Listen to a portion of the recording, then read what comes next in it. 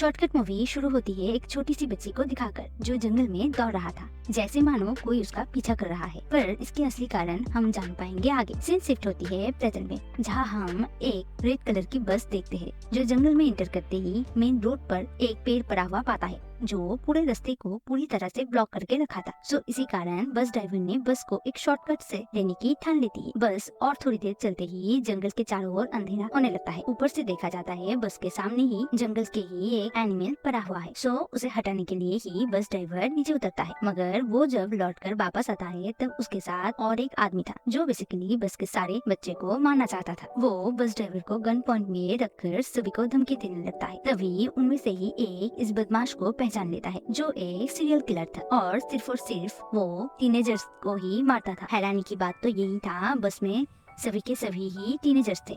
वो बदमाश आदमी ही सभी को धमकी देकर अपने अपने सारे फोन्स को बाहर फेंक देता है। इसके बाद बस ड्राइवर को बस चलाने के लिए बोलता है। बस एक टनल के अंदर जाते ही वो खराब हो जाता है। इसी कारण बस ड्राइवर फिर से नीचे उतरता है इंजन ठीक करने के लिए, पर नीचे उतरते ही टनल के सारे लाइट अचानक ही बुझ जाती है और दूर से एक भयानक आवाज आती रहती है। तभी बस ड्राइवर वहाँ जाते ही और वो देखता है ये एक अजीब दिखने वाला जानवर है और वो जानवर भी तभी के तभी उस बस ड्राइवर को मार देता है। पीछे से वो बदमाश आदमी सभी को बोलता है बस ड्राइवर के पास जाकर बस के चाबी ले आने। चाबी के बिना यहाँ से कोई भी निकल नहीं पाएगा। इसीलिए बहुत हिम्मत जुटाकर एक लड़की ड्राइवर के पास जाकर वो चाबी ले आता है, पर अब वो जानवर बस के ऊपर ही आ चुका था, जो देखकर वो बदमाश इंसान बस से नीचे उतरता है। पर वो जानवर उसे भी बहुत दर्दनाक तरीके से मार देता है, जो देखने के बाद बस के सारे बच्चे और भी ज्यादा डर जाते हैं। बहुत देर तक वो लोग सोचते रहे कैसे यहाँ से सभी निकल पाएंगे,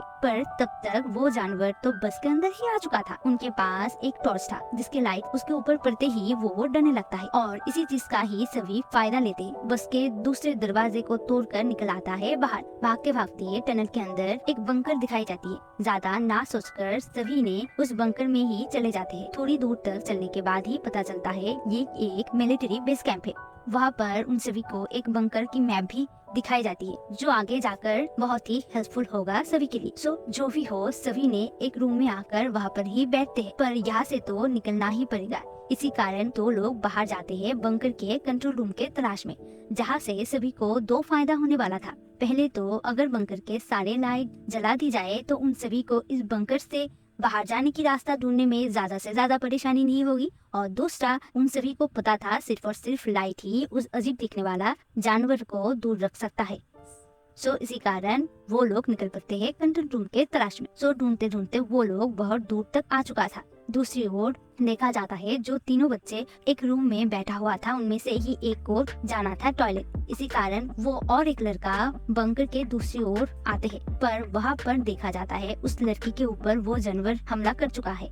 बहुत देर तक उसे ढूंढने के बाद ही नीचे एक जगह पर उसे पाया जाता है, पर उसका हालत तब तक बहुत खराब हो चुका था, पर एटलीस्ट उसे बचा ली जाती है। दूसरी ओर जो लोग कंट्रोल रूम ढूंढने के लिए आया था, उनको कंट्रोल रूम के पास ही और एक रूम मिलता है जहाँ पर ढेर सारी न्यूज़पेपर, डायरी और एक कंकल था। वो लोग लाइट ऑन करके जब लौटता है तब उन तीनों की ऐसी हालत देखकर और भी ज्यादा डर चुके थे, पर सभी ने ठान लेती है फिर से उस रूम में जाने की। वहाँ पर जाते ही उन सभी को और एक पर्सनल डायरी मिलता है जो एक लड़के की थी, जिसको नई नई जगह को एक्सप्लोर करना बहुत पसंद था, और ऐसे ही वो और उसकी बहन गलती से इस जंगल में आकर पहुंचा था, जहाँ वो पीछे मैप देख रहा था और उसकी बहन अकेला ही चली गई थी जंगल के अंदर वो दोनों एक अजीब सी चीजें देखता है, जो देखने के बाद वो लड़का उसके बहन को बचाने के बदले पीछे की ओर दौड़ लगाता है। बहुत दूर आने के बाद ही उसकी बहन की जोर जोर से चिल्लाने की आवाज आती रहती है, और यही सीन हम मूवी के पहले देखे थे। उस दिन तो वो लड़का वहाँ से निकल आया था, पर ये घटना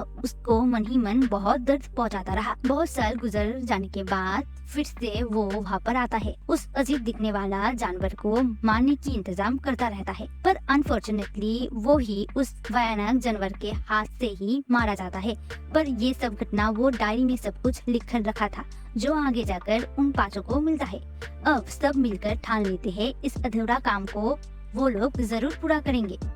इस मुताबिक वो सब इस भयानक जानवर को मारने की ठान लेते हैं। वो सब इस जानवर को मारने के लिए उस इंसान की बनाई हुई मशीन इस्तेमाल करता है, पर एंड तक वो मशीन काम नहीं करता है क्योंकि वो बहुत ज्यादा पुराना था और इसके बदले फिर से वो जानवर सभी को मारने के लिए सबके पीछे भागता रहता है। अब सबके पास यहाँ से बचकर निकलने के सिवाय और भी कोई चारा नहीं था। ऐसे ही बहुत देर तक वो लोग रास्ता ढूंढते हैं और ढूंढते ढूंढते बाहर आते हैं और तब तक रात गुजरकर अब दिन हो चुका था। दोनों लड़की ठहरा हुआ था दिन के उजाले में और पीछे से तीनों लड़का आते हैं और उस जानवर को आग लगा देता है। दूसरी ओर उस जानवर के पास और भी कोई चारा नहीं था क्योंकि उसको सिर्फ और सिर्फ रोशनी ही खत्म कर सकता है। अब वो सभी ने मिलकर इस जानवर को जड़ से खत्म कर चुका था। इसी कारण आज सभी लोग बहुत खुश थे। आखिर में जाकर वो सभी बहुत हिम्मत जुटाकर डर से मुकाबला करने के बाद ही इससे आजादी पाई है। अब उसके कई दिन बाद सभी को एक पहेली याद आती है जो बस ड्राइवर ने सभी को पूछा था। पहेली था, कौन सी ऐसी चीज है जो इंसान को हर एक मुश्किल से बाहर ले आ सकता है। तब तो ये पहेली की आंसर किसी के पास नहीं था, पर अब इस खतरनाक हादसे के बाद सभी के पास इसका आंसर था और जो है हिम्मत। इस घटना और इस लड़ाई आगे जाकर सभी को और भी ज्यादा हिम्मत जुटाएगी। ऐसे ही कहानी खत्म होती है। वीडियो अगर पसंद आए तो please do like, comment and subscribe. Thank you for watching.